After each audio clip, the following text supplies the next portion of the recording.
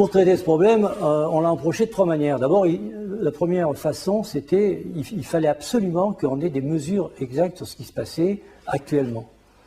Donc on est allé, et ça c'était une grande première à l'INPG, on est parti avec le professeur Perret, des techniciens, et moi le thésard, on est parti faire des campagnes de mesures dans une raffinerie.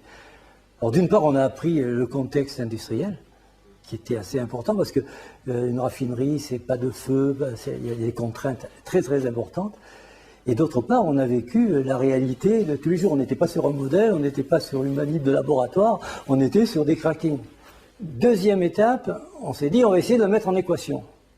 Alors, mettre en équation un système d'une centrale couplée au réseau, etc., c'était pas évident.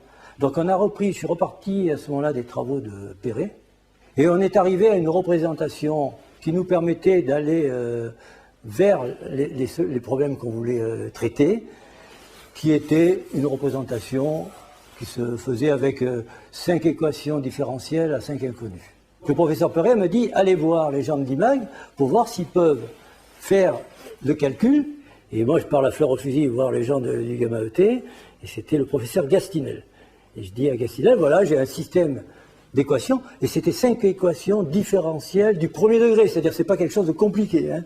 Mais je veux faire varier 3 paramètres essentiels et 2 paramètres secondaires.